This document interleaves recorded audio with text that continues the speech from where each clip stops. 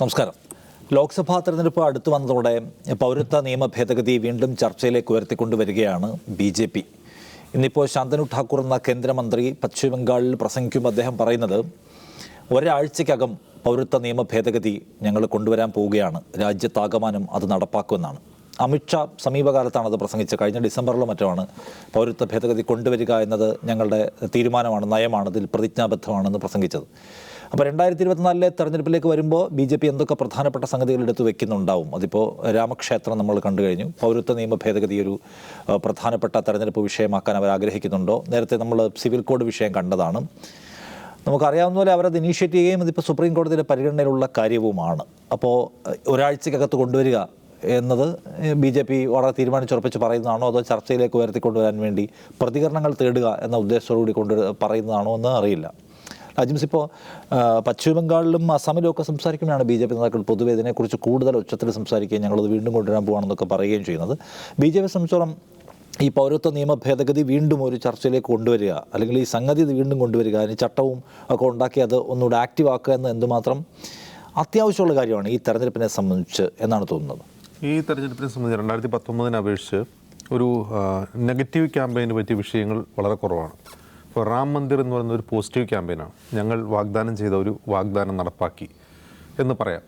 ഇപ്പോൾ വാഗ്ദാനം ചെയ്ത ഒരു കാര്യം നടപ്പാക്കി എന്ന് പറഞ്ഞാൽ അതിൽ ഡിവൈഡ് ചെയ്യാനുള്ള സ്കോപ്പ് വളരെ കുറവാണ്. അതേസമയം ഒരു തർക്കമന്ദിരം അവിടെ നിൽക്കുക, ഞങ്ങളത് പൊളിക്കുമെന്ന് പറയുക, പൊളിച്ചവിടെ വേറെ പണി എന്ന് പറയുന്നതിന് അത്ര ഒരു ഡിവൈഡ് ചെയ്യാനുള്ളൊരു സ്കോപ്പ് ഉണ്ടാക്കി കഴിഞ്ഞൊരു റാം മന്ദിറിലില്ല. അപ്പോൾ അതൊരു ക്യാമ്പയിൻ മെറ്റീരിയൽ ആക്കാം എന്ന് കരുതിയാൽ പോലും അപ്പോൾ അതിൻ്റെ കുറേ വീഡിയോസ്, ഇപ്പം രാമൻ്റെ പ്രാണപ്രതിഷ്ഠയുടെ കുറേ വീഡിയോസ് പ്രചരിപ്പിക്കാമെന്നല്ലാതെ ഒരു ഡിവിഷൻ ഉണ്ടാകുന്ന അത്ര ഒരു ഇമോഷൻ, സെൻറ്റിമെൻറ്റ്സ് രാം മന്ദിർ ഉണ്ടാക്കില്ല. അതവർ തിരിച്ചറിഞ്ഞിട്ടുണ്ടെന്നാണ് തോന്നുന്നത്. അതുകൊണ്ടാണ് അവരടുത്ത കാർഡ് എടുക്കുകയാണ്. ഈ കാർഡിൻ്റെ പ്രശ്നം കഴിഞ്ഞ ഡിസംബറിൽ തന്നെ ആഭ്യന്തര സഹമന്ത്രിയായിരുന്ന മറ്റേ അവിടെ ജീപ്പ് കയറ്റി കൊന്നയാളുടെ അച്ഛൻ, അയാൾ പറഞ്ഞത് മാർച്ച് മാസമാകുമ്പോഴത്തേതിൻ്റെ റൂള് 2024 മാർച്ചിൽ ഇതിൻ്റെ ചട്ടങ്ങൾ കൊണ്ടുവരുമെന്നാണ് പറയുന്നത്. ഈ ചട്ടങ്ങൾ കൊണ്ടുവരുമെന്ന് പറയുമ്പോൾ തന്നെ ഇത് സുപ്രീം കോടതിയുടെ പരിഗണനയിലിരിക്കുന്ന കേസ് കൂടിയാണ്. അതിൻ്റെ വ്യത്യസ്ത അതിൻ്റെ പല ആസ്പെക്റ്റ് പരിശോധിച്ചുകൊണ്ടിരിക്കുകയാണ് കോടതി.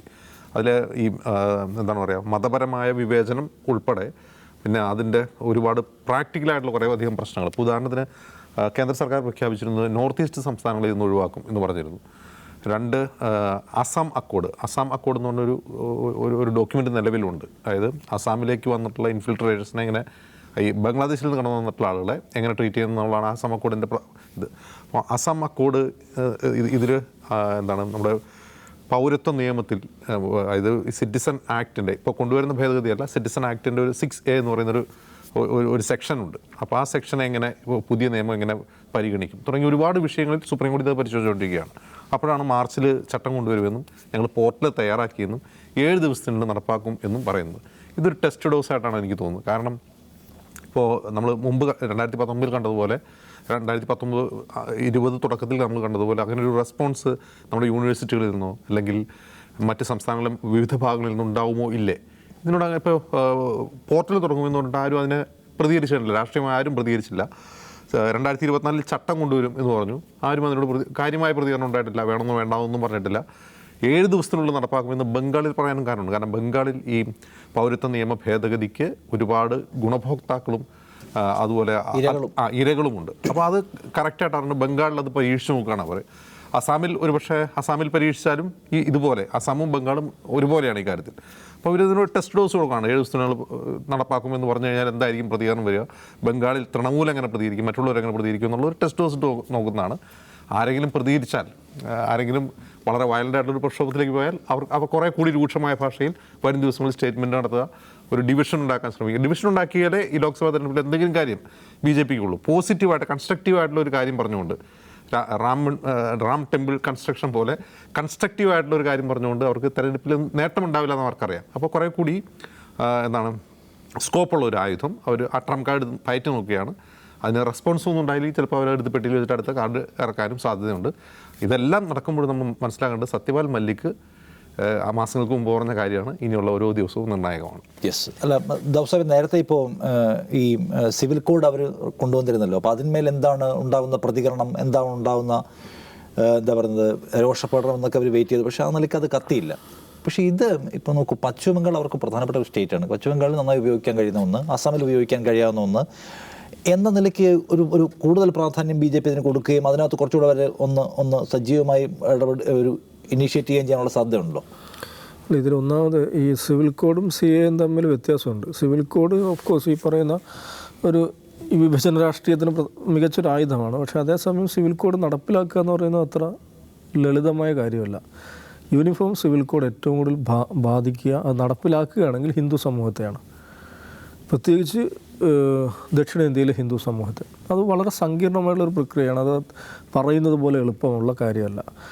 പക്ഷേ അതിങ്ങനെ ദേ വരുന്നു ദേ ഞങ്ങൾ കൊണ്ടുവരുന്നു എന്ന് പറഞ്ഞു കഴിഞ്ഞിട്ടുണ്ടെങ്കിൽ ഈ പറയുന്ന കിടക്കടാവന് എന്ന് വിചാരിക്കുന്ന ആളുകളുണ്ടല്ലോ, അവരുടെ വോട്ട് കിട്ടുക എന്നുള്ളത് മാത്രമാണ്.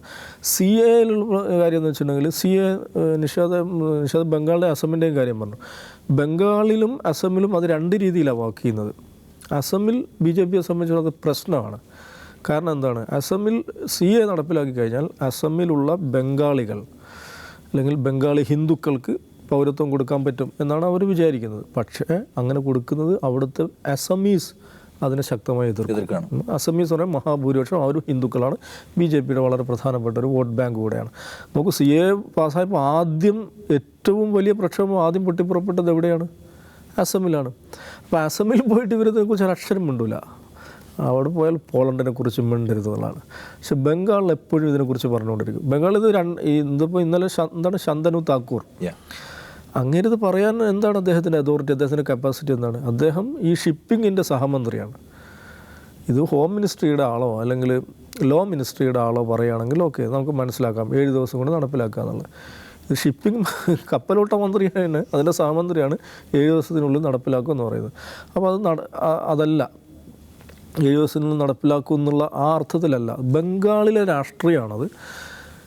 ഡിസംബറിൽ അമിത്ഷാ പറഞ്ഞിട്ടുണ്ട് കൽക്കത്തയിൽ വെച്ച്, ആരെതിർത്താലും CA നടപ്പിലാക്കും. അപ്പം ബംഗാളിൽ ചെല്ലുമ്പോൾ BJP രാഷ്ട്രീയക്കാർക്ക് ഉണ്ടാകുന്നൊരു ഉൾവിളിയാണത്.